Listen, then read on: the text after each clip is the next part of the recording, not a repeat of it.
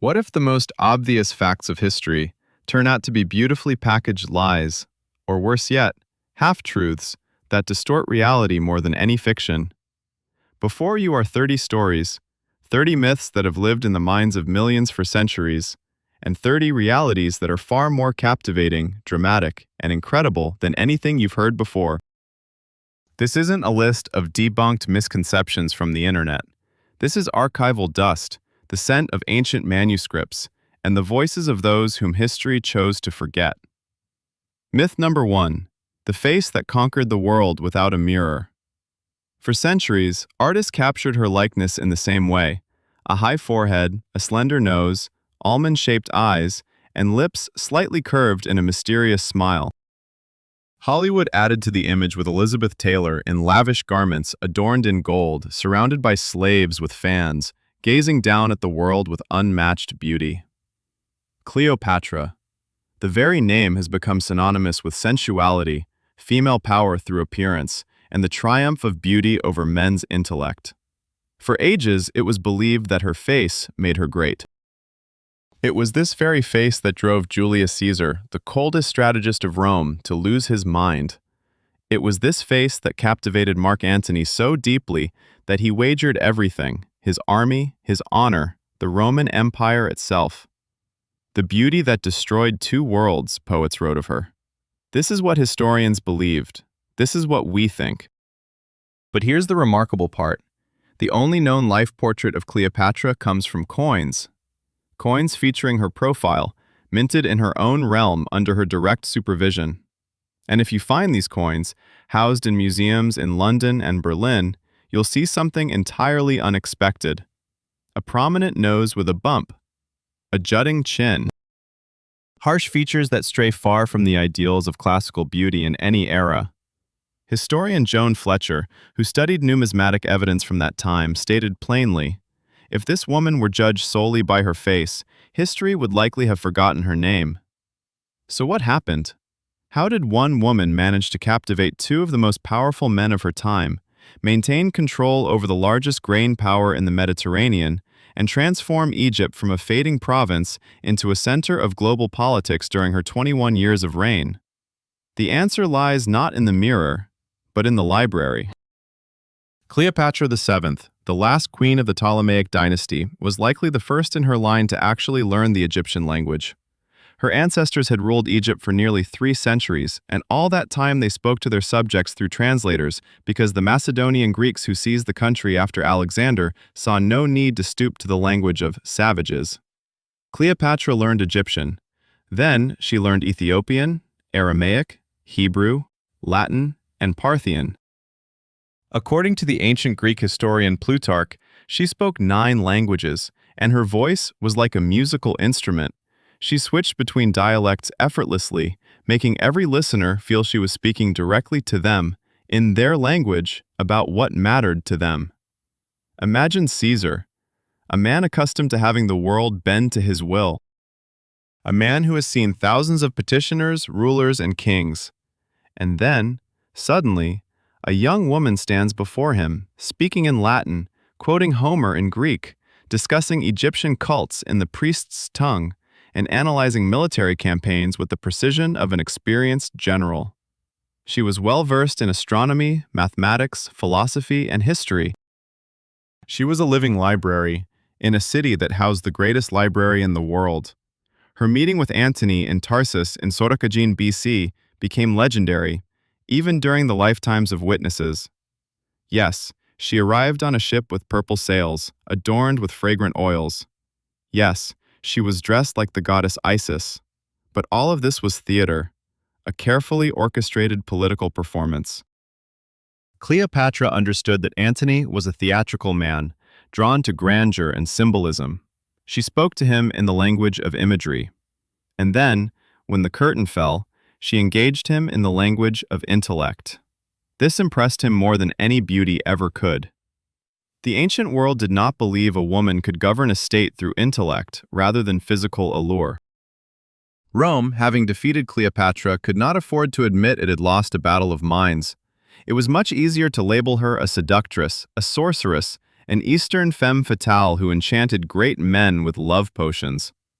The myth of Cleopatra's beauty stemmed from male humiliation, the inability to accept that they had been outmaneuvered by a woman armed solely with her mind. And here lies a thought-provoking paradox. The longer this myth endures, the more it robs Cleopatra of her true legacy. By transforming her into an icon of beauty, history denies her the title she genuinely earned, the one of perhaps the most brilliant political mind of her era. A woman who balanced on the edge between Egypt and Rome for 21 years, preventing either side from engulfing the other. A woman who lost only because she faced Octavian Augustus, a man whose coldness surpassed even the sharpest intellect. Her beauty is a myth born from a time that could not see women in any other light. Her reality is far more captivating and far less convenient for those who prefer to view her simply as a face. This myth emerges from an uncomfortable truth. The genuine power of a woman has always frightened more than any beauty ever could. The next myth also speaks of power, but this time it is the power of tradition, which was invented just yesterday. Myth number 2. A cup full of imagination. There are images that seem eternal: a foggy London evening, a fireplace, antique chairs, and, inevitably, a cup of tea. Hot, strong, with milk. The British in tea are like the French in wine, or the Italians in coffee.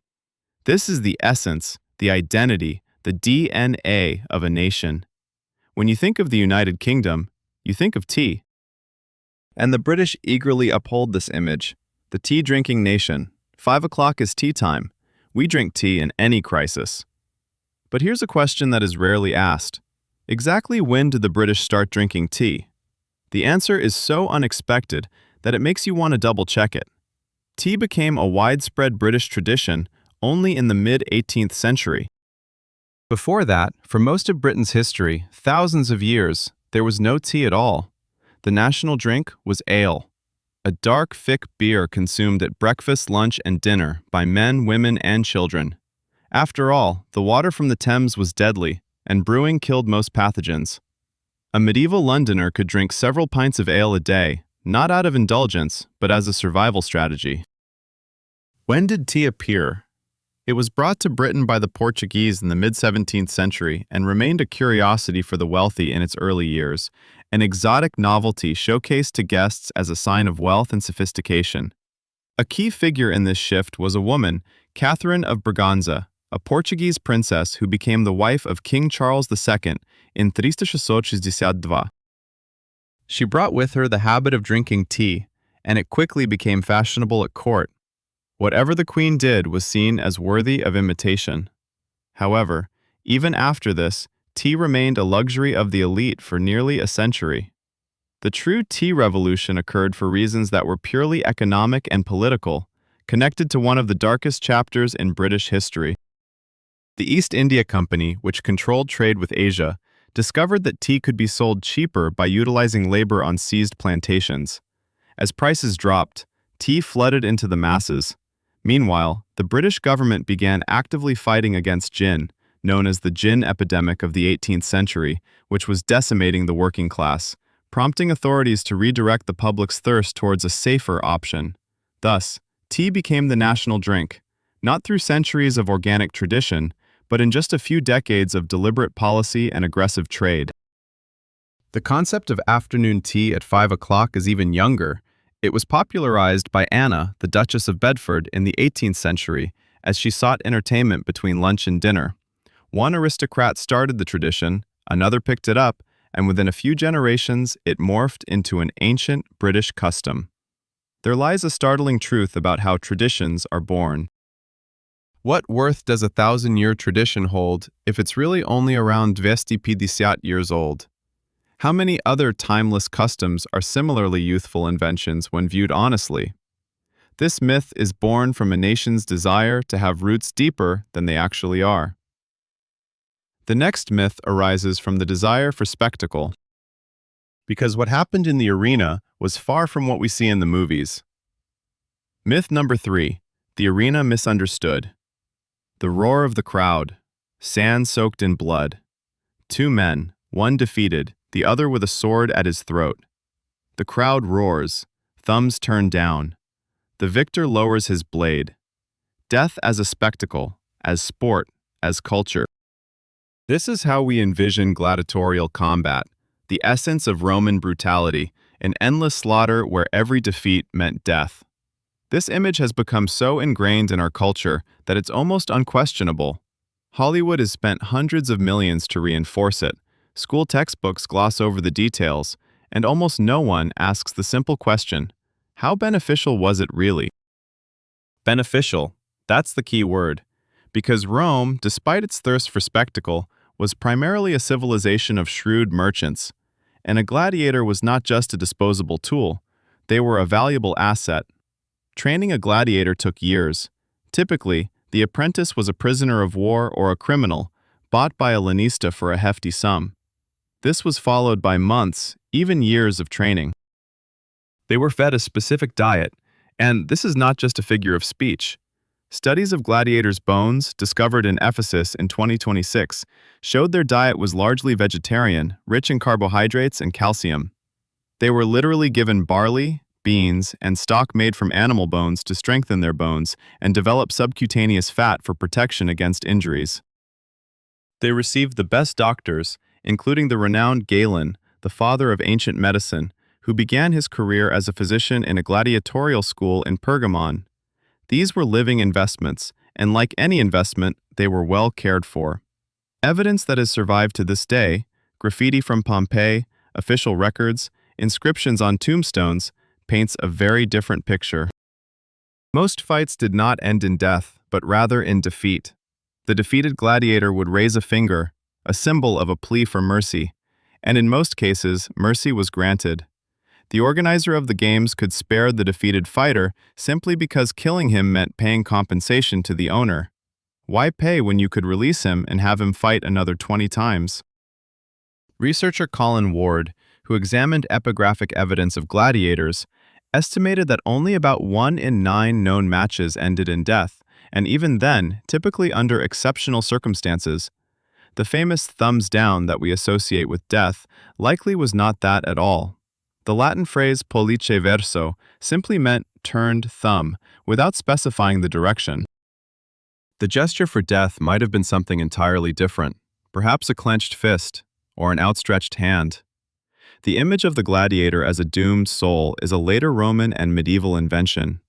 When Christianity rose to power, it needed to demonize the pagan past. What better symbolized the soulless brutality of Rome? The arena. This established the canon. Rome equals blood, gladiators equal death. The church found the perfect contrast for its story of light and darkness. The reality was far more mundane and humane. It was a sport. A brutal, dangerous sport, but still a sport. With stars, fans, sponsorship deals, romantic entanglements with admirers, and, it seems, promising retirement options for those who chose to hang up their swords. This myth stems from the need of later generations for a convenient villain.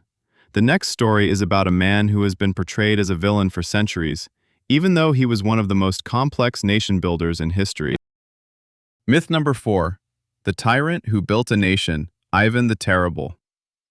Just the name itself sounds like a condemnation. We see his image in textbooks, a mad gaze, a staff in hand, and the scene of him murdering his own son, immortalized by Repin with such piercing intensity that it feels more real than any document. Ivan has entered history as a benchmark of despotism. His reign includes the Oprichnina, bloody executions, the sacking of Novgorod, and paranoia that escalated into state terror. The lesson from textbooks is clear: a great villain who shattered his country. But here's what textbooks often fail to mention. Ivan IV took over a nation that today we might call a failed state. He was just 3 years old when his father, Vasily III, died. He was 8 when his mother, Elena Glinskaya, passed away. The ensuing years of his childhood were marked by the terror of the boyars, noble clans fighting for power over the helpless boy Tsar, executing one another and humiliating young Ivan, teaching him from a tender age that power relies solely on strength and fear. This was his school of governance. Is it any wonder he internalized those lessons? However, one cannot dismiss the fact that the man branded solely as a tyrant was also one of the most active reformers in Russian history. During the first 15 years of his reign, before paranoia took hold, he transformed the country beyond recognition. The Zemsky Sobor of 1551 was the first experience of representative governance in Russia, bringing together not just boyars, but also representatives of merchants. The Law Code of 1550 systematized legislation, limiting the arbitrary power of local rulers. The introduction of local self-government in the form of urban and rural assemblies allowed provincial communities to elect officials responsible for investigating crimes. His military reforms established the first professional infantry, streltsy. The beginning of printing in Russia took place during Ivan's reign, with the first domestic printing house established in 1563. And perhaps the most crucial point often overlooked when discussing Ivan the Terrible as a tyrant, he initiated the conquest of Siberia. The Kazan and Astrakhan Khanates were subdued in the 1550s, expanding Russia eastward and paving the way for resources that would, centuries later, establish it as a global power. Repin painted the scene of the son's murder, transforming it into an iconic image. But was this event real? Modern historians express doubts. The German diplomat Heinrich Staden, who lived at the Moscow court, documented many of Ivan's atrocities, but he does not mention the murder of Ivan's son. This event primarily comes to us from a single source, the notes of the papal legate Antonio Passavino, who arrived in Moscow several years after the supposed incident and was not a witness to it. There are studies suggesting that the son died from illness. This isn't an attempt to exonerate someone responsible for the Novgorod massacre that claimed thousands of lives. It's an effort to restore complexity to a figure history has simplified. Ivan the Terrible is not just a tyrant, he's a tragedy, a state builder whose own psychology led to his downfall. A ruler who knew how to construct, yet didn't know how to refrain from destruction. This myth emerges from history's need for straightforward representations of evil. The next myth arises from the desire for a simple explanation of something immeasurably more complex. Myth number 5. The War for the Holy Sepulchre. Deus vult, God wills it. A rallying cry with which, by the late 11th century, knights donned crosses on their cloaks and set off on a long journey eastward. The Crusades are perhaps the most famous example of a religious war in history. We've been told that the Christian West rose against the Muslim East in the name of freeing the Holy Sepulchre. Faith versus faith. God against Allah. The purity of motivation, religious conviction, versus equally strong conviction from the other side. But if we look beyond the slogans and examine what actually happened, the picture becomes much more intricate and far less pious. It's important to understand why exactly the late 11th century was significant. By this time, Jerusalem had been under Muslim control for 4 centuries. 4 centuries during which Christian pilgrims visited the Holy Land without issue. What changed? The regime changed. The Seljuk Turks, who captured Jerusalem in 773, were far less tolerant of pilgrims than the previous Fatimid rulers. This cut off a crucial source of income for local Christians, leading to a flood of complaints to Rome. Pope Urban II, who declared the First Crusade in Tysichnathi Piat at Clermont, operated from motives that were quite distant from pure theology. He sought to unite the fragmented Christian world under Rome's authority. He aimed to address the issue of the European nobility, fighting among themselves instead of against the infidels. He wanted to mend relations with Constantinople after the Great Schism of Tisichpiat-Chetera. The crusade was a political project wrapped in religious packaging. What happened next is even more telling. The Fourth Crusade of 1204 did not reach Jerusalem. Instead, it arrived at Constantinople, the capital of the Orthodox Christian world, and sacked it. Crusaders looted and burned the greatest Christian city of the time, killed thousands of Christians, and desecrated Christian relics. Leading this endeavor was the elderly, nearly blind Venetian Doge Enrico Dandolo, who was said to be over 90 years old. His motives were clear: to destroy a commercial rival to Venice. Throughout the Crusades, alliances were constantly formed with Muslim rulers against other Christian rulers. Myth number 6. The window that was already open. Peter the Great, the one who carved a window to Europe, dragging Russia out of medieval darkness into the light of progress. This image has become a state myth, strengthened during Peter's own lifetime and solidified ever since. Russia before Peter was filled with backward boyars in fur coats, long beards, unwashed and superstitious. After him, it transformed into St. Petersburg, a navy, academies, clean-shaven faces, and European-style coats. The contrast is striking, but nearly all of it is a fabrication. Long before Peter embarked on his famous Grand Embassy across Europe in 1697, foreigners were already established in Russia. They had been living there for a long time, and in considerable numbers. The German quarter in Moscow, home to Western specialists, has existed since the mid-16th century during the reign of Ivan the Terrible.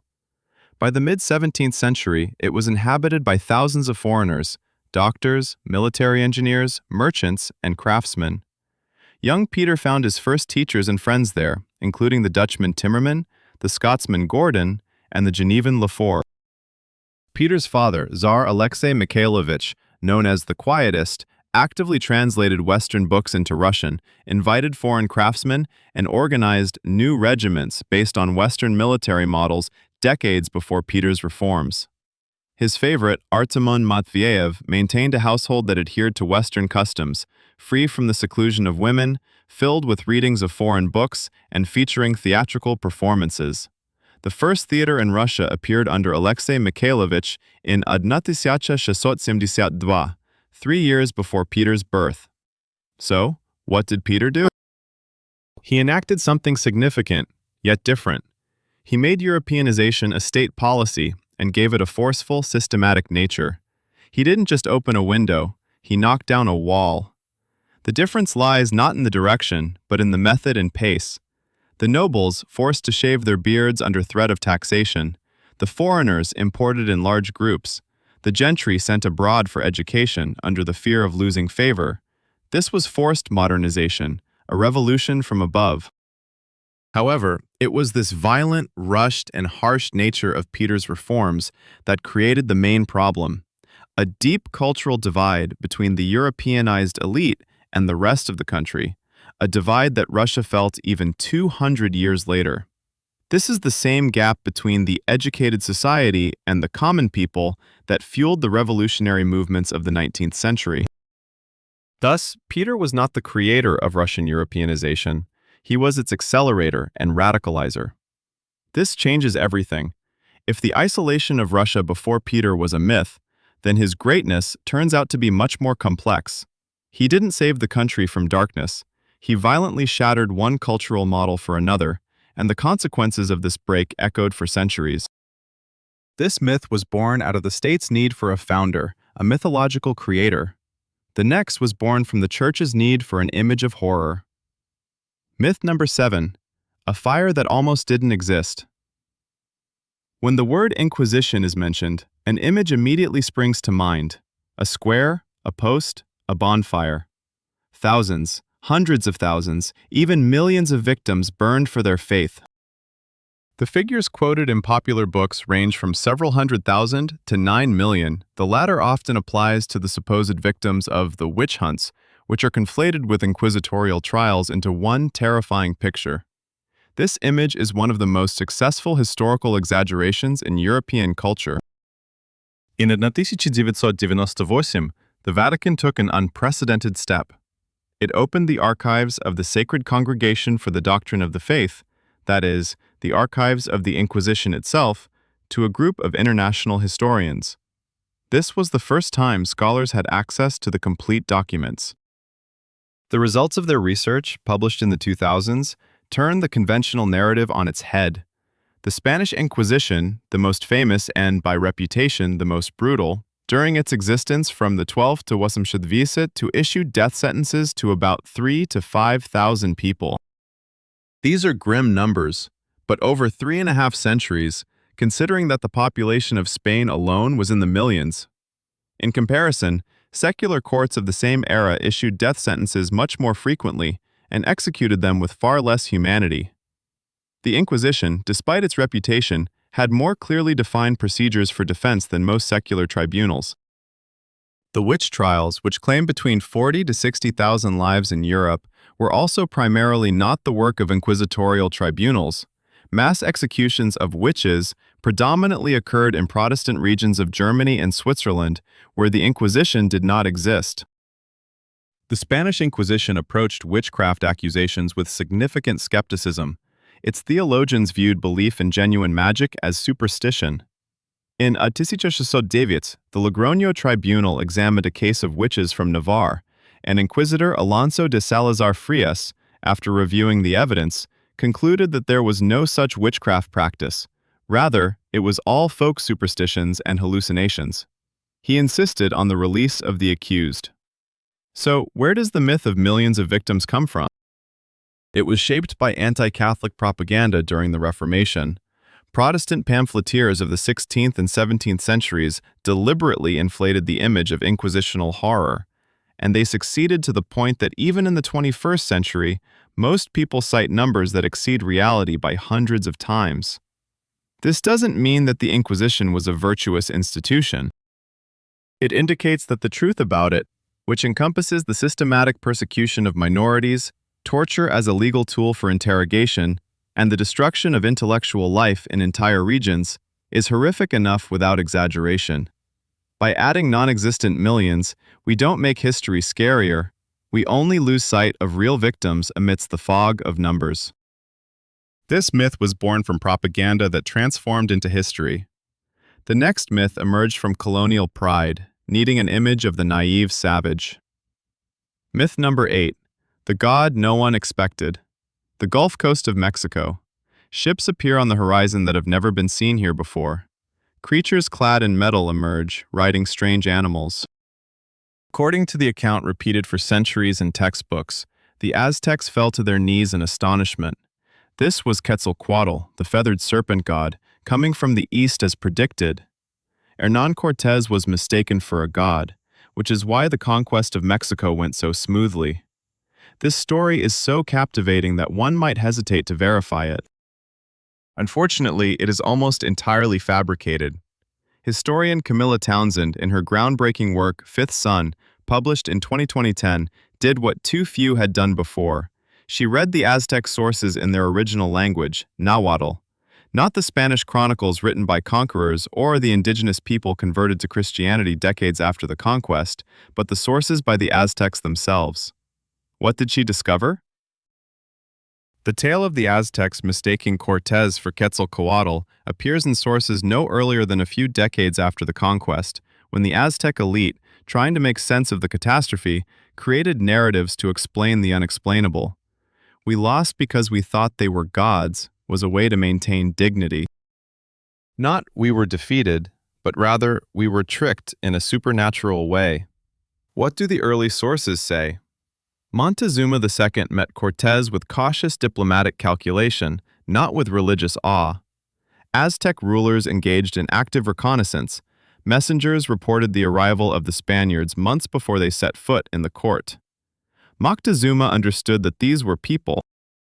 Bold, armed, dangerous, yet people. So why did Cortés enter Tenochtitlan with little resistance? Not because he was mistaken for a god.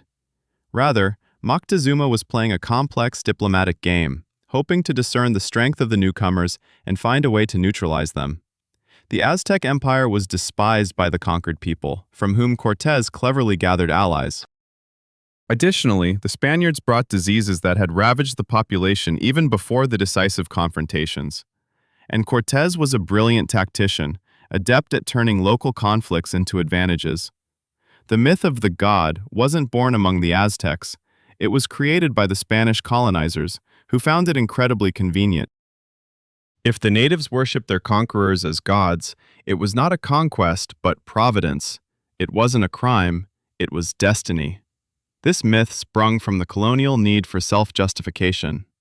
The next one emerged from a legend more beautiful than the truth, but the reality proved to be equally impressive. Myth number 9.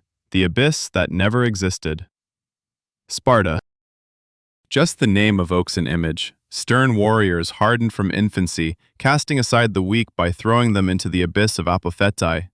The city needed only the strong, so any infant born with a defect was doomed.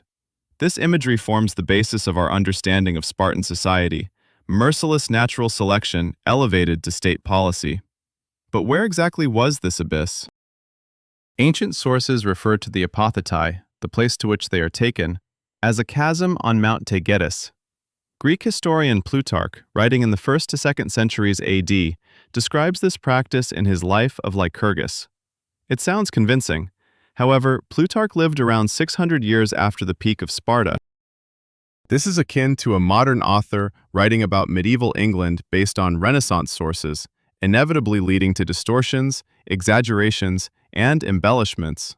When archaeologists in the 20th century began to seriously explore the gorges of Mount Taygetus, they found human bones, but predominantly those of adult men, not infants. Historians like Paul Cartledge, Stephen Hodkinson, and other leading experts on Sparta came to a cautious conclusion. There is no direct evidence of mass infanticide through abandonment into the abyss. What was the reality? Sparta, like the rest of the ancient world, practiced the exposure of unwanted children, a common Greek and Roman practice, not an exclusive Spartan one. Babies were left on mountains or along roadsides, hoping that slave owners or childless families would take them in. This was cruel, but it was not murder in the literal sense. As for the specifically Spartan tradition, elders would inspect newborns and return the weak to their fathers for exposure. This practice differed from the more general Greek one in that the decision was made by the state rather than by the family, but only. The image of the abyss into which infants fall was created by late antique and medieval writers who used Sparta as a symbol, sometimes admiring it, sometimes horrified by it. Sparta has always been a canvas onto which other eras projected their fantasies. For Rousseau, it was an ideal of simplicity and virtue. For the Nazis, a model of racial purity. In both cases, the real Sparta was less important than the imagined Sparta. This myth was born from the need for a model of extremes, perfect or monstrous. The next tale is about a man whom history made great, though his actual story is far more tragic. Myth number 10. The Hero Without Victories. Mark Antony. A name synonymous with power and greatness. In the popular imagination, a brilliant general, a worthy adversary of Caesar, who conquered Egypt and was conquered by Cleopatra. Shakespeare wrote a tragedy about him. After all, he never chose poor material. Antony stands alongside the greatest military commanders of antiquity. But if one takes a cold look at his record, the picture becomes far more ambiguous. Antony was indeed an excellent tactician in close combat. In battles where he needed to lead his troops personally, he was fearless and charismatic. His soldiers adored him, which is no small matter. However, strategically, his career reads like a tale of almost continuous disaster. His campaign against Parthia in 36 BC was a military adventure that ended with one of the most humiliating retreats in Roman history. Antony led a massive army, estimates suggest around 100,000 men, to Parthia, and lost a third of them without winning a significant battle. The Parthians destroyed his supply trains, cut off his lines of supply, and wore his forces down with swift attacks and immediate withdrawals. Antony did not understand this tactic. He was used to the Greco-Roman rules, where opponents faced each other on open fields. The retreat from Parthia cost the lives of 20,000 soldiers. The Battle of Actium in 32 BC, a naval battle that determined the fate of Rome, was lost by Antony so spectacularly that historians still debate whether it was an act of betrayal. His fleet was trapped in the Bay of Actium, blocked by Agrippa, the commander of Octavian's forces. Troops fell ill, deserted, and switched sides. In the crucial moment, Cleopatra departed the battle with her 60 ships and sailed back to Egypt. Antony, without hesitation, abandoned his fleet and army and followed her. This decision perhaps speaks most eloquently about who Mark Antony truly was, a passionate, impulsive man who, at a key moment, chose personal over political duty. A soldier, not a strategist. An actor, not a director. Shakespeare transformed this tale into a tragedy of love. History made it the story of a great commander. The reality was more modest and human. He was a charming, brave, and deeply unhappy man, whose circumstances elevated him beyond his abilities. This myth was born from the romantic need for a worthy hero. The following myth emerges from a geography that shifts with politics. Myth number 11, the moving capital. All roads lead to Rome. Rome, the eternal city, the center of the empire, the heart of Western civilization. When we say Roman Empire, we picture the Forum, the Colosseum, the Capitol. The very name Rome has become synonymous with power. It seems obvious that Rome was always the capital of the Roman Empire, right? But here's an interesting twist. This obvious assumption only holds true for the early centuries. In fact, during the later years of what we call the Western Roman Empire, Rome was not the capital, and not for quite some time. By the end of the 3rd century AD, with Diocletian's reforms, the empire was effectively governed from various centers. Mediolanum, present-day Milan, became the main residence for the Western Emperor, as it was closer to the dangerous borders along the Rhine and the Danube. Meanwhile, Nicomedia, now Izmit in Turkey, became the seat of the Eastern co-emperor. Rome had shifted to being a ceremonial capital, a symbolic city rather than a center of real governance. When the Visigoths, led by Alaric, marched on Rome in the early 5th century, the Western Emperor Honorius was not in Rome. He was in Ravenna, safe behind marshes that made the city almost impregnable. The sack of Rome in 410 AD is one of the most psychologically significant events in history, but it took place in a city that had not been the true capital for decades. The eastern half of the empire ventured even further. In 324 AD, before the division, Constantine established a new capital, Constantinople, today's Istanbul. This capital lasted as the center of the Roman Empire for another 1,000 years, up to 1453. For a millennium, people in this city referred to themselves as Romeos or Romans, spoke Greek, and lived under Roman laws. Yet we label this period as Byzantium, as if it were a different civilization altogether. Rome retained its political significance for centuries. It lingered in the minds of people, and those minds generally write the textbooks. This myth stems from the power of symbolism triumphing over geography. The next one is born from the laziness that simplifies a complex civilization into a caricature. Myth number 12, the non-existent filth. Horned helmets, grimy beards, raucous feasts with scraps thrown directly on the floor. Barbarians from the north, bringing only destruction, burning monasteries, killing scholars, leaving nothing but ashes behind. In popular culture, Vikings have become the archetype of civilized barbarism. Dangerous figures, skilled in violence but primitive in every other way. Yet, none of these details stand up to real evidence. Let's start with the helmets. Not a single one of the thousands of surviving Viking helmets has horns. Not one. Horned helmets did exist in Scandinavia, but they date back to the Bronze Age, a millennium and a half before the Viking era. In the 9th to 11th centuries, while the Vikings instilled fear along European coastlines, their helmets were round or conical, without any embellishments. The iconic horns were actually a creation of a 19th century artist, and they caught on. Now, let's talk about the dirt. The Arab diplomat Ibn Fadlan, who encountered Scandinavian traders on the Volga in 922 AD, provided a detailed account of their daily lives. He observed that they combed their hair every morning and regularly bathed using a single basin, which he considered quite unhygienic from an Arab perspective. However, they were not dirty people. Scandinavian finds are filled with personal hygiene items, combs, tweezers, and ear spoons. A weekly bath was a standard part of Scandinavian life. This is reflected in the Swedish word lördag, meaning Saturday, which literally translates to washing day. Regarding the idea of only destruction, the Vikings were primarily traders. Their trade routes stretched from Newfoundland to Constantinople and from Greenland to the Caspian Sea.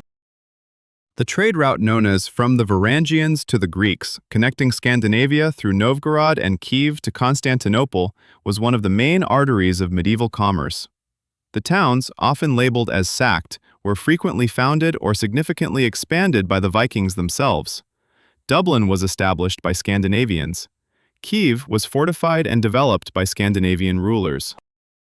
Normandy, which became the foundation for the conquest of England, literally means land of the Northmen. Their legal systems, trade agreements, and complex mythology with a rich written tradition indicate that they were not simply barbaric caricatures.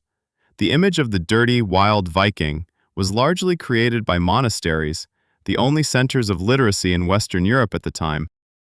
Naturally, these monasteries remembered the raids and wrote history from their perspective. If the Scandinavians had penned the textbooks, the narrative would be quite different. This myth is born from the fact that history is always written by those who have the parchment. The next myth arises from nationalism, which has framed great figures within the boundaries of nations that did not yet exist. Myth number 13. The Greek who never was. Alexander the Great. One of only 2 or 3 figures in history whose name is permanently attached to the title Great. A Greek who conquered the world, spreading Greek culture on the tip of his spear.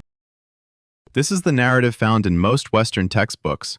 Alexander as the last and greatest product of Greek civilization, its exporter and apotheosis. However, the Greeks themselves did not share this view, and they had valid reasons for their stance. Alexander was a Macedonian. Macedonia held a somewhat ambiguous position within the Greek world in the 4th century BC. The Greek city-states, Athens, Corinth, Sparta, viewed the Macedonians with considerable disdain. To many Greeks of that era, the Macedonians were seen as semi-barbarians. They spoke a dialect that educated Athenians could barely understand. Their kings ruled monarchically rather than on democratic principles, and their aristocrats were hunters and revelers rather than refined philosophers. Demosthenes, the greatest orator of Athens, referred to the Macedonians in his Philippics, speeches against Alexander's father, Philip II, as those who could not even afford to buy a decent slave. For Demosthenes, Philip was a barbaric king threatening Greek freedom, not a fellow Greek. When Alexander came to power and wanted to participate in the Olympic Games, which were open only to Greeks, he had to prove his Greek heritage through a supposed connection to Hercules. This speaks volumes.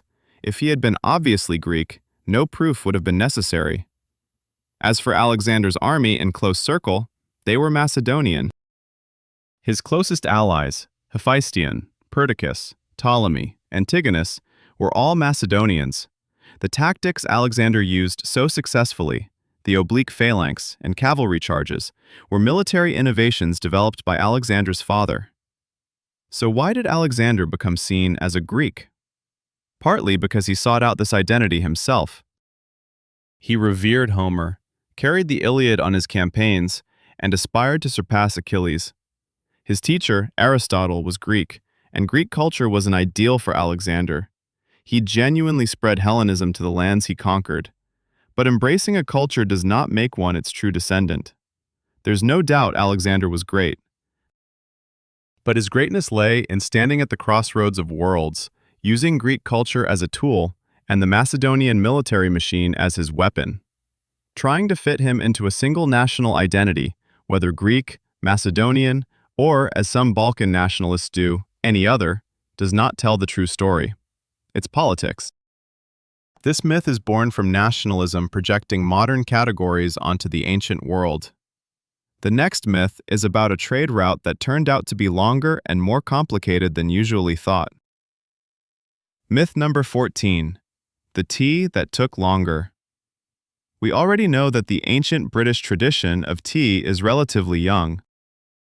But there's another tea myth that lives in the shadow of the first. It concerns how tea actually made its way to Europe. The commonly accepted version goes like this. The Portuguese, who first established maritime contact with China and Japan in the early 10th century, brought tea to the West. They opened the route, were the first to appreciate the drink, and it was thanks to them that Europe learned about tea. This is a half-truth, often worse than outright lies. The Portuguese indeed encountered tea in China and Japan in the first half of the 16th century. They appreciated it, but they did not bring it to Europe as a commodity. Why? Because Portuguese trade with Asia focused on spices, silk, and porcelain, tea was bulky, quickly losing its quality during long sea voyages, and traders considered it commercially unviable for a long time. So while the Portuguese were the first to try it, they were unable or unwilling to bring it to Europe in significant quantities. Ironically, it was the Dutch who introduced tea as a commercial product to Europe. The Dutch East India Company brought the first significant shipment of Chinese tea to Amsterdam around 1610. The Dutch were the first to establish regular tea trading, and it was through the Netherlands that tea spread across continental Europe. But even more intriguing is the story of how tea arrived in India, the largest producer today. Indian tea did not exist as a cultural entity until the 19th century. All tea came from China, creating a significant trade deficit that the British were determined to address. Ultimately, they decided to grow tea in India themselves.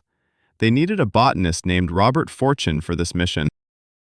In 1848, the East India Company sent him to China on a reconnaissance mission to steal samples of tea plants and, more importantly, recruit Chinese tea masters. Essentially, it was state-sponsored industrial espionage. Thus, Indian tea, Assam, Darjeeling, is based on Chinese technology, varieties, and know-how, transplanted to Indian soil as a result of a carefully orchestrated theft. The story behind each cup of tea is far more captivating than it seems. This myth stems from national pride that favors simple narratives. The next one speaks of a project that became a symbol of an era, and of the names that were erased from its story. Myth number 15. The bomb with missing names. Augusta 6, 1945. Hiroshima. An American plane drops a bomb that forever changed the world. In the public consciousness, this moment belongs to America, American scientists, American funding, American decisions. The Manhattan Project is celebrated as America's triumph. It's one of those narratives so tightly woven into national identity that questioning it feels almost sacrilegious. But here's an interesting fact. A significant portion of the scientific foundation for the atomic bomb was laid by individuals who fled to America, escaping Nazi Germany. Leo Szilard, a Hungarian physicist who emigrated to the US via the UK, he was the first to develop the concept of nuclear chain reaction in a left thrill of 2014. In 1939, he persuaded Einstein to sign a letter to Roosevelt, which became the starting point of the Manhattan Project. Ironically, by the end of the war, he was one of the leading opponents of using the bomb against civilian populations. Enrico Fermi, an Italian physicist, fled to America after Mussolini enforced racial laws that threatened his Jewish wife. It was Fermi, in 1942, who built the world's first artificial nuclear reactor beneath the stands of a university stadium in Chicago, achieving the first controlled chain reaction. Without this experiment, there would have been no bomb. Niels Bohr, a Danish physicist known as the father of quantum mechanics, escaped occupied Denmark in 1943, literally rowing a fishing boat across the strait, and later flying from a British airbase, nearly suffocating in an oxygen mask that didn't fit him. Klaus Fuchs, a German physicist, worked on the Manhattan Project and... Myth number 16. The battlefield that wasn't there. June 18, 1815. The Battle of Waterloo, an event that split history into before and after. It marked the end of the Napoleonic era, the collapse of French ambitions, and the definitive victory of the coalition. The name Waterloo has become synonymous with a crushing defeat. Most people know this battle took place in Belgium, near Brussels. Today, a massive artificial hill, the Lion's Mound, stands there, built to commemorate the victory. Tourists flock to the site, souvenirs are sold, and it is a place of remembrance. Here's a small detail. The village of Waterloo, after which the battle is named, played little role in the fighting itself. The Duke of Wellington established his headquarters in Waterloo, so in his victory report he noted, "From Waterloo." But the main combat occurred about 3 kilometers south, near the villages of Mont-Saint-Jean and La Haye-Saint. The French refer to this battle differently. For them, it is the Battle of Mont Saint-Jean. This makes sense to Napoleon and the French military tradition, where battles are named after the location of the fighting rather than the headquarters of the victor. However, history is written by the victors. Wellington wrote from Waterloo, so Waterloo became the name known worldwide.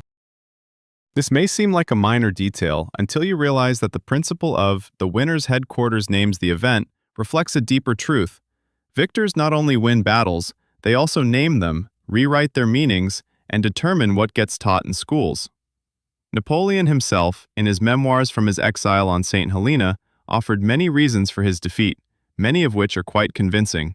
The late arrival of Grouchy, who was supposed to delay the Prussians, Marshal Ney's indecision at a crucial moment, Napoleon's illness that day, reportedly hemorrhoids, that prevented him from personally leading the observation.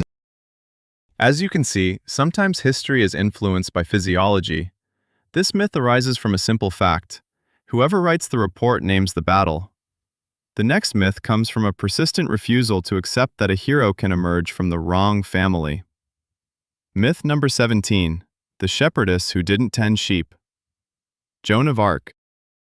A simple peasant girl from the village of Domremy, tending sheep and hearing the voices of saints, rushed forth to save France. This story is so beautiful in its simplicity that it has become one of France's main national myths, a symbol of how an ordinary person from the countryside can change history.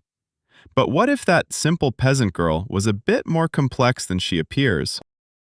Let's start with the village. Domremy is a small settlement on the border of Lorraine. Jean's father, Jacques d'Arc, wasn't a shepherd or a laborer. He was the village mayor, an individual with administrative roles who owned land.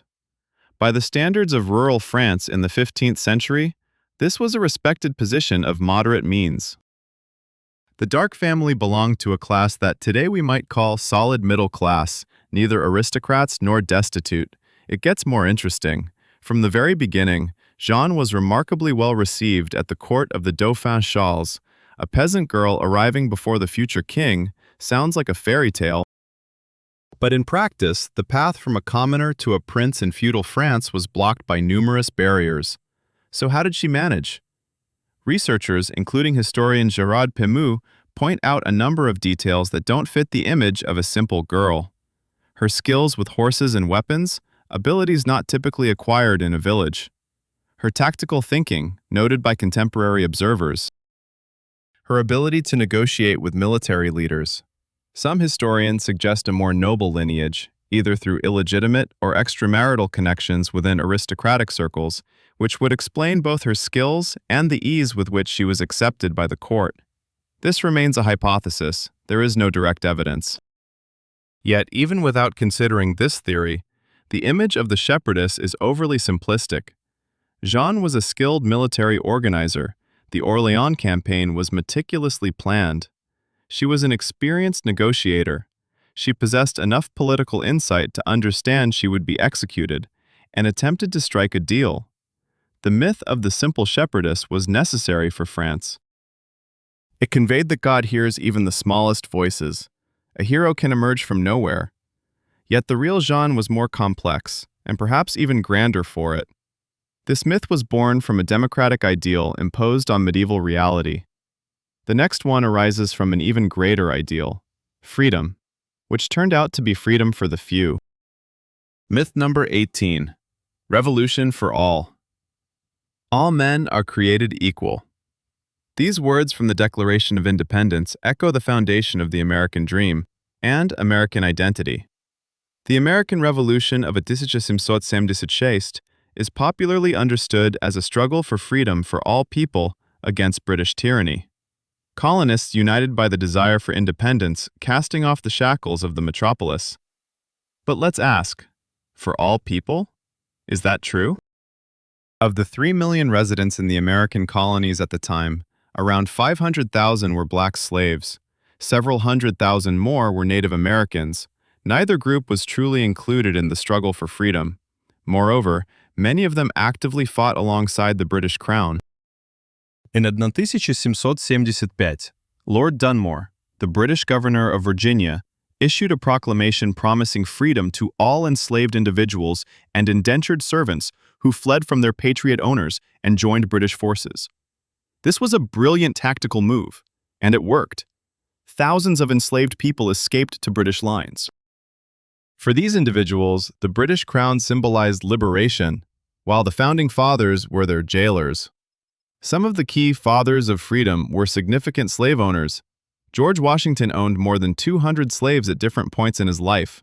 Thomas Jefferson, who famously wrote that all men are created equal, owned over 600 slaves throughout his lifetime and was fully aware of the contradiction, acknowledging it in private letters. Most indigenous people supported the British, and not without reason.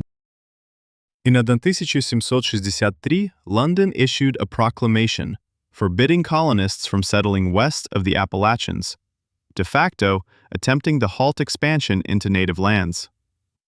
For most indigenous peoples, American independence meant the end of this protection and the beginning of relentless encroachment on their territories. The American Revolution was real and significant for white male landowners who were its driving force and primary beneficiaries.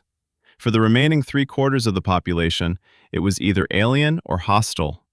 This does not diminish its importance, but it radically alters the question of freedom for whom.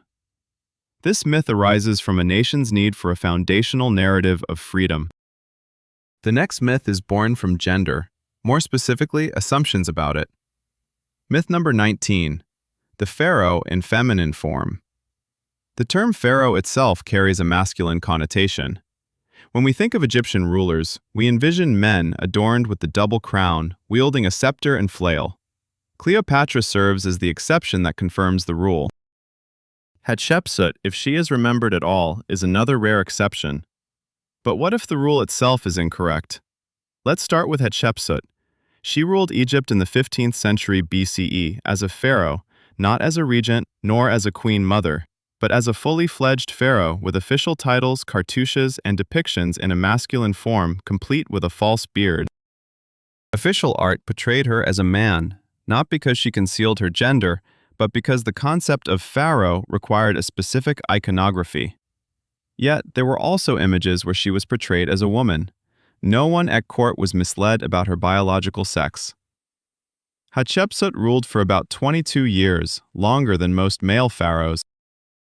Her reign was a time of prosperity, trade expeditions to the mysterious land of Punt, the construction of a grand temple at Deir el-Bahari, and the restoration of monuments damaged by the Hyksos.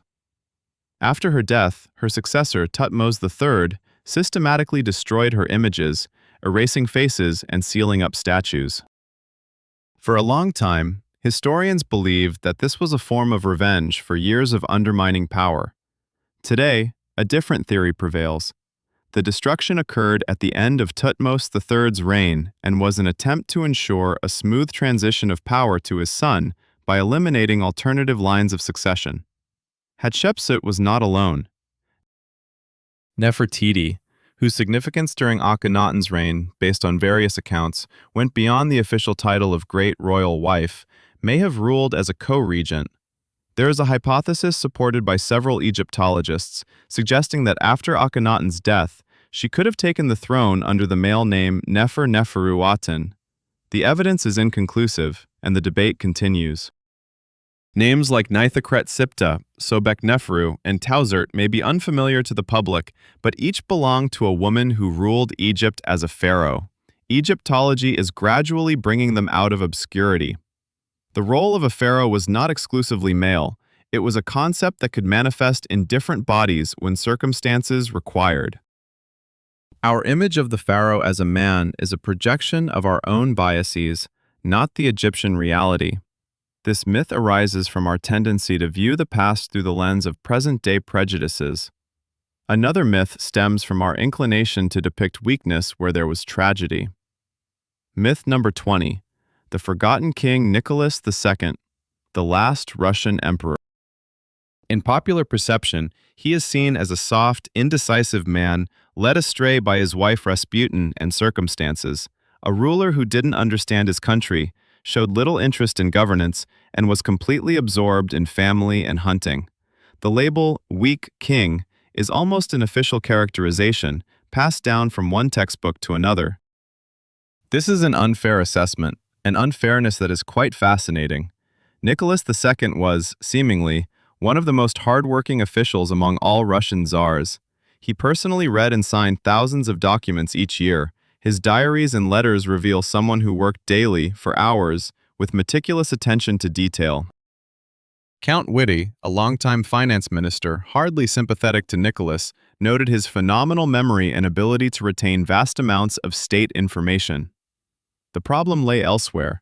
He worked hard, but he struggled to delegate and lacked the ability to make systemic decisions. He was an excellent bureaucrat, but a poor statesman. He could see the trees, but not the forest. During Nicholas II's reign, Russia experienced one of the most remarkable periods of economic growth in its history. In the 1900s, the growth rate of the Russian economy was among the highest in the world. Railroads were being built, the Trans-Siberian Railway was completed during his reign, the population grew rapidly. The Stolypin reforms, which Nicholas supported, granted peasants the right to leave their communes. This was a radical shift in land ownership. The image of the weak king was largely constructed by Soviet historiography, which needed a narrative of a decaying power incapable of governing the country. The image of under Rasputin's thumb is shaped by the memoirs of the aristocracy who sought reasons for their downfall. The reality was far more tragic and complex. A smart, honest, and hard-working man was in a role that required vastly different qualities, that of a charismatic leader capable of guiding the people through an era of revolution. This myth was born from the winner's need to define a particular image of the defeated. The next one arises from diplomacy's necessity to hide what was really happening. Myth number 21. The Cold War that burned. The term Cold War implies confrontation without direct combat. Two blocks, two ideologies, two nuclear arsenals, and a carefully maintained distance between them. Proxy wars, spies, and an arms race, yes. But there was no direct armed conflict between the Soviet and American militaries. That's what we were taught. That's the common belief. But that's not entirely true. The Korean War from 1900 to 1953 saw American pilots regularly engaged in dogfights with planes flown by Soviet pilots. MiGs in the skies over Korea were often piloted by Soviet airmen in Soviet military uniforms, simply repainted with Chinese insignias. Declassified documents from Soviet archives confirm that Soviet military pilots were directly involved in air battles over Korea. Deceased Soviet pilots were secretly buried, and their families were informed they died in the line of duty without additional details. Vietnam tells a similar story. Soviet anti-aircraft crews operated air defense systems that shot down American planes. Soviet military advisors worked right in the combat zones. American and Soviet military personnel killed each other, just through intermediaries and with a strict adherence to the denials of direct involvement. Even more intense was the moment in a 1992 during the Cuban Missile Crisis, when the Soviet submarine B-59, under attack from American depth charges and cut off from communication with Moscow, nearly launched a nuclear torpedo at the U.S. fleet. According to Soviet protocol, 3 officers' approval was needed to use nuclear weapons. The captain and the political officer agreed. Only the 3rd officer, Vasily Arkhipov, refused. One person, whose name is barely known, averted a nuclear war. The Cold War was only cold in official statements. In reality, it was a conflict with real casualties on both sides, which both sides preferred to ignore. This myth originated from the diplomatic necessity to avoid labeling a war as a war. The next one comes from the convenient image of the suffering genius. Myth number 22. The Poor Prophet with a Rich Friend. Karl Marx. The author of Das Kapital, the father of scientific socialism, a man whose ideas changed the world. Biographical sketches often portray his life in London as one of constant poverty. Writing a work that would revolutionize the order of the world in a shabby apartment, mired in debt and illness, a living embodiment of the suffering proletarian who understands the working class from within. This image is not entirely false, but it's not entirely true either. Marx did face hardship. At times, it was catastrophic. His family lived in cramped quarters, and several children died in infancy due to illnesses linked to their living conditions. There were periods when they couldn't afford fuel. Moneylenders, debts, and humiliating requests for loans. This was the reality of his years in London. However, Friedrich Engels was always there by his side. And this complicates the picture. Engels came from a family of industrialists. His father owned a textile factory in Manchester, the very one Engels described in The Condition of the Working Class in England. Engels worked as a manager at this factory, earning a salary that allowed him to live quite comfortably. Horse racing, hunting with hounds, and regular lunches at nice restaurants were all part of Engels's life in Manchester, and for much of that time, he subsidized Marx. Regular money transfers, one-time large sums. Historians estimate that over the years of their friendship, Engels sent Marx amounts equivalent to several million modern euros. When in 1869 Engels sold his stake in the Manchester factory, he received a substantial sum, and immediately secured Marx a steady annual allowance, enough for a middle-class lifestyle. This doesn't diminish the significance of capital, but it does call into question the image of the scholarly proletarian. The man who wrote the seminal work on capitalist exploitation was, for the most part, living off the profits of a capitalist factory. Engels, who criticized factory labor, was managing a factory himself. The contradiction is so striking that both Marx and Engels were well aware of it and occasionally joked about it in their private letters. This myth arises from the romanticization of intellectual suffering. The next one comes from the desire to have a historical benchmark of absolute heroism. Myth number 23. The 300 who were more. The 300 Spartans. This image has become a symbol, perhaps the most recognizable in military history. A handful of heroes against countless hordes. The Battle of Thermopylae, the last stand. Come and take. 300 men who halted Persia and saved Western civilization. The reality was not so simple. First, the 300. Yes, 3 Spartans, full citizens of Sparta, were indeed at Thermopylae under King Leonidas's command. But they were not alone. Alongside them were 700 Thespians, 400 Thebans, and, according to various sources, several thousand warriors from other Greek city-states. Additionally, each Spartan had a helot, a serf who served them. So, at Thermopylae, there were likely between 4,000 to 7,000 individuals. Why then 300? Because after the betrayal by a local, Ephialtes, who showed the Persians a shortcut through the mountains, Leonidas dismissed most of the allies. Only the 300 Spartans and the 700 Thespians remained. The Thespians stayed willingly because they knew that the Persians had already destroyed their hometown, and they had nowhere else to go. They all met their end, every last one of them. But when we mention the 300, we think of the Spartans. By that time, Sparta had already become a legend, and they played a part in that transformation. The Thespians who fell nearby remained in the shadows. Their names didn't become symbols. Their city was destroyed, never to be restored to its former glory. No one was left to tell their story. It's also worth noting that the Battle of Thermopylae was a tactical defeat. The Persians advanced, the Greeks retreated. Athens was burned to the ground.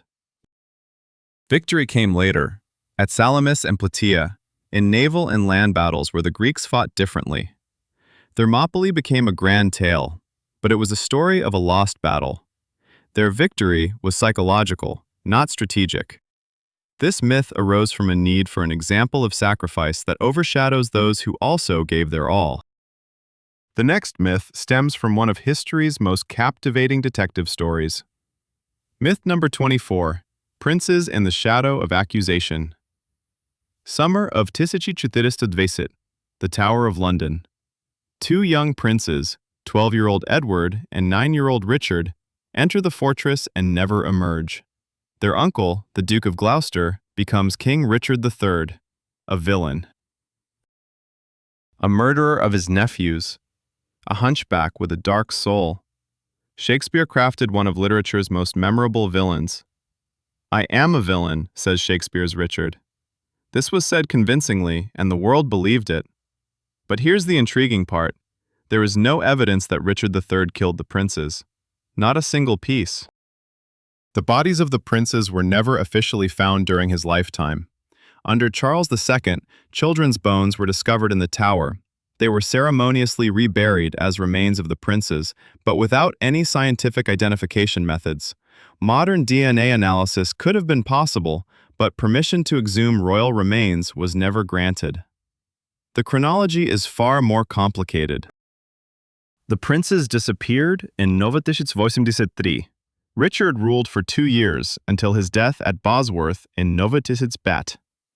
After his victory at Bosworth, Henry VII Tudor ascended the throne, and it was under him and his successors that Richard's villainous image took shape. Historian Polydore Virgil, who wrote the first official history, worked at the court of Henry VII. Thomas More, whose History of Richard III became Shakespeare's primary source, wrote nearly 30 years after the events, under Henry VIII. Henry VII had direct reasons to paint Richard as a monster. His own claim to the throne was legally weaker than Richard's, and demonizing his predecessor helped legitimize Tudor rule. So who killed the princes? There are theories involving Henry Tudor himself or his allies, who may have removed potential claimants before his ascension. Another theory points to John Howard, the Duke of Norfolk, who stood to gain directly from the princes' deaths. Some suggest the princes were secretly smuggled abroad. The mystery remains unsolved. But the condemnation has already taken place. The name Richard III still evokes the image of a murderer, without a trial, without evidence, without a body. This myth has been birthed from the propaganda of the victors, which has since become literature. The next myth comes from propaganda that outlasted its creator. Myth number 25, the Austrian loved by all. An Austrian corporal. That was the disdainful term used by Hitler's political opponents. A foreigner, an outsider, someone the Germans should have rejected simply based on his origins. A misfit who seized a nation through deception and demagoguery. This narrative is convenient. It relieves the Germans of much of the blame by portraying them as victims of a foreign invader. The truth, however, is far more complex. Yes, Hitler was born in Braunau am Inn, an Austrian town, in the 1989. Yes, he remained an Austrian citizen until 1932, when he acquired German citizenship, just before rising to power. Formally, he was an outsider, but look at the reality of his life. From the age of 18, he lived in Vienna.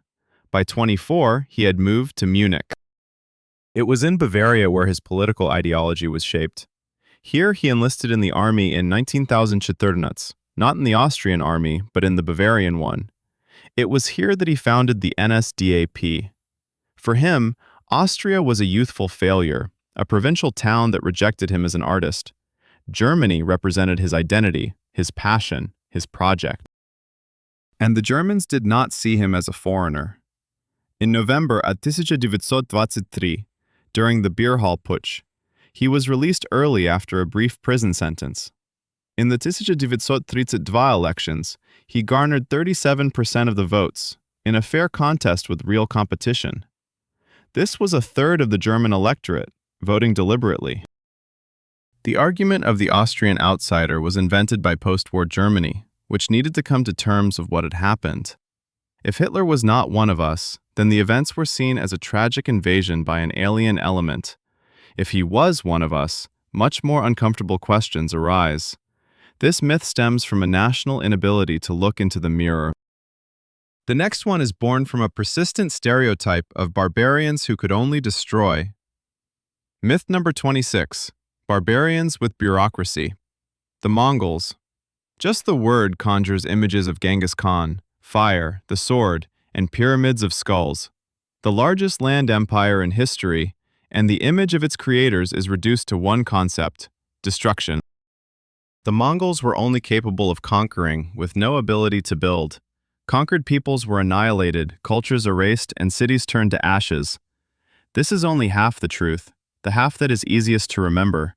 The Mongolian Pax Mongolica, Mongolian peace, a period of relative stability from China to Poland in the 13th and 14th centuries, was a real phenomenon. After conquest, trade routes across Eurasia became safer than ever before.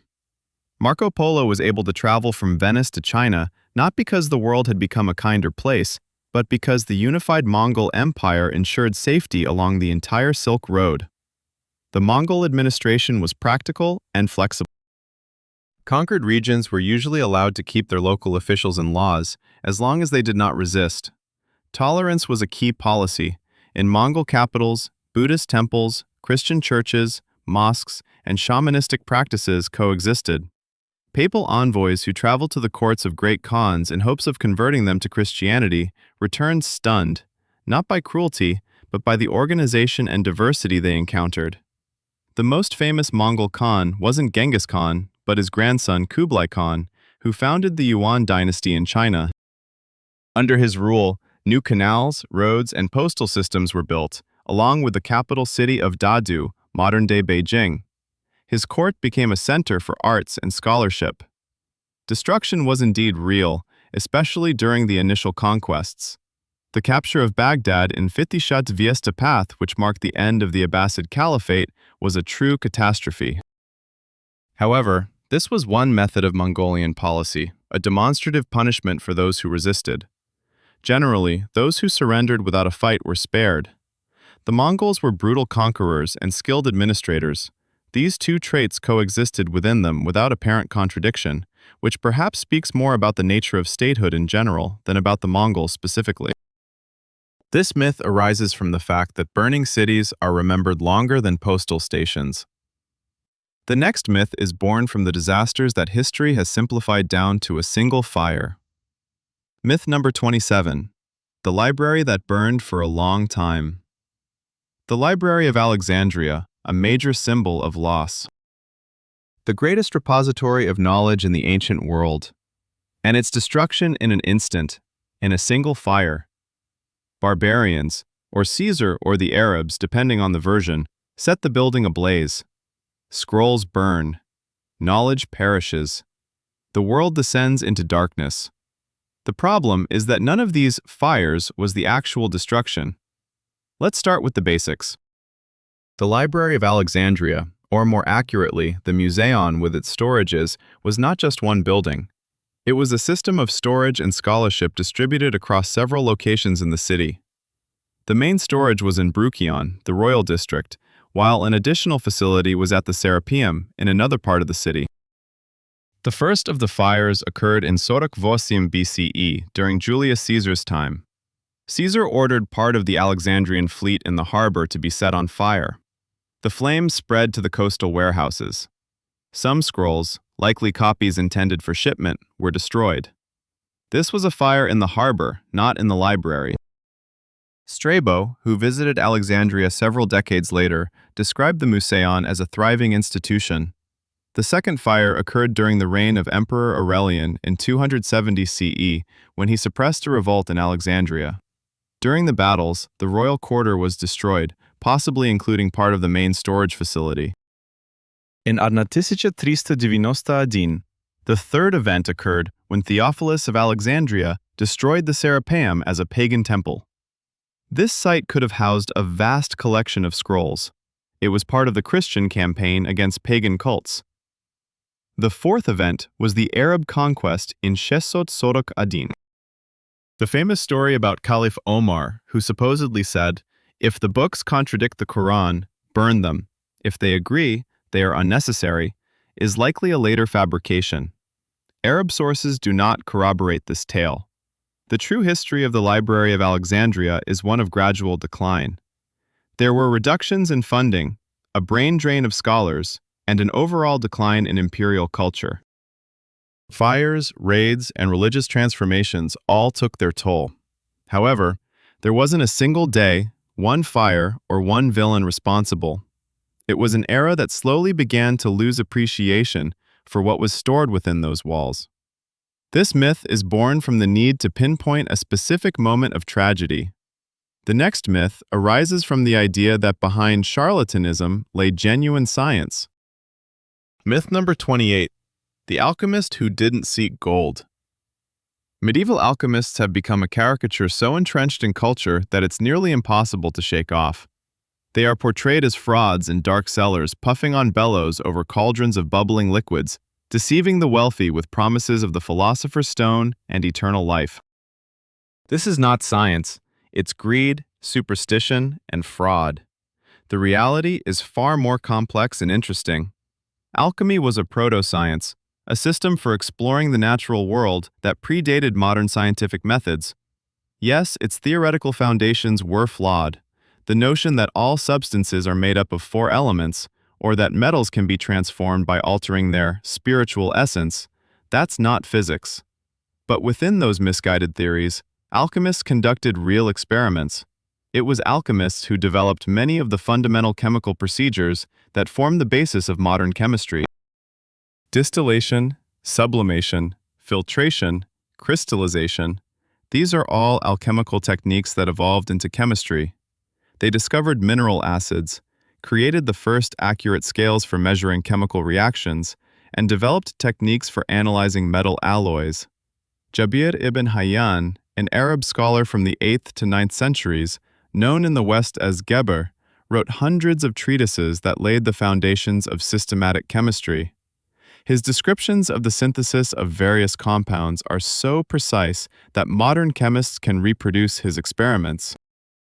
Paracelsus, a 16th-century Swiss alchemist and physician, reformed medicine by introducing the concepts of dosage and specific chemical agents for particular diseases, the foundation of pharmacology. Isaac Newton, considered the father of modern science, dedicated more time to alchemy than to physics. His alchemical manuscripts span thousands of pages, not a hobby, but serious work.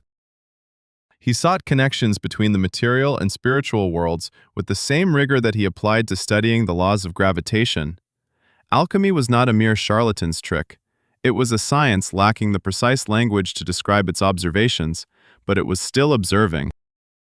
Modern chemistry emerged from alchemy just as astronomy stemmed from astrology, abandoning the theories but inheriting the methods. This myth is born from the arrogance of later sciences that refuse to acknowledge their debts. Another aspect comes from military history, which decides to overlook the transitional period. Myth number 29. The knight shot not immediately. Gunpowder. Musket. The end of knighthood. This is how the story goes. The advent of firearms in the 14th and 15th centuries rendered the armored knight immediately obsolete, sending him straight into the dustbin of history with a technological leap. Steel versus gunpowder. Steel lost. This is one of the most common examples of how history favors clean breakpoints, where reality moved forward slowly. Firearms appeared in Europe in the early 14th century. By the mid-15th century, they were widely adopted. The end of knighthood? Not at all. Here's what really happened. Early guns, arquebuses, and muskets took a long time to load, were unreliable in wet weather, had low accuracy, and required lengthy training for shooters.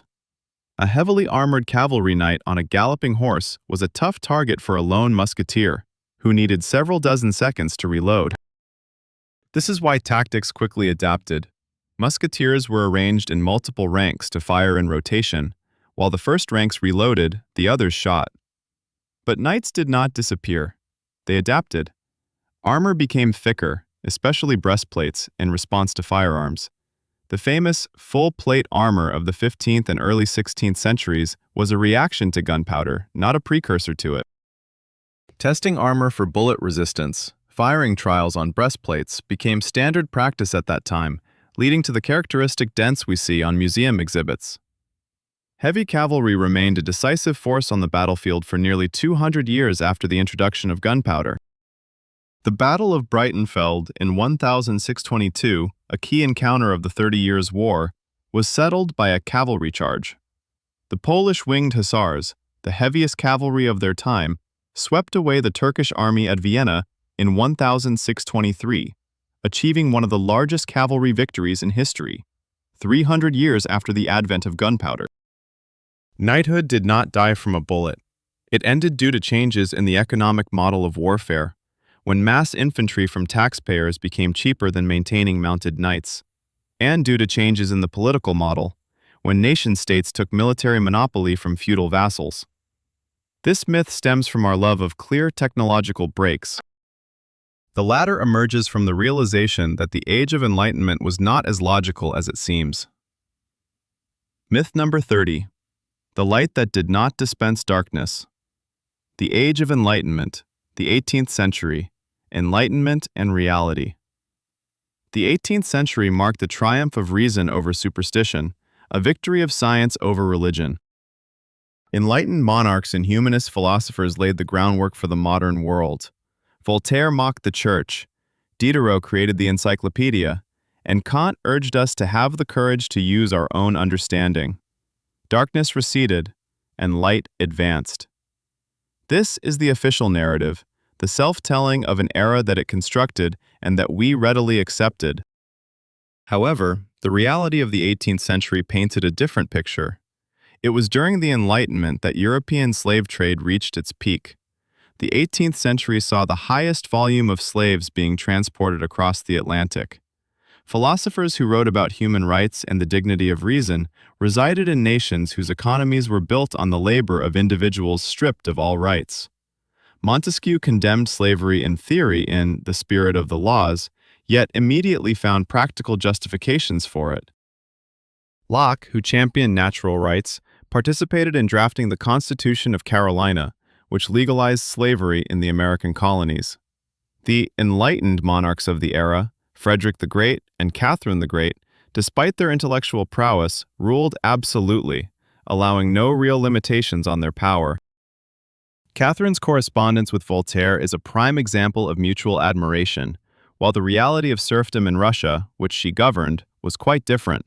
Superstition did not vanish, it merely shifted its form. The 18th century was also the height of Freemasonry, Rosicrucianism, Martinism, and other alchemical and magical societies.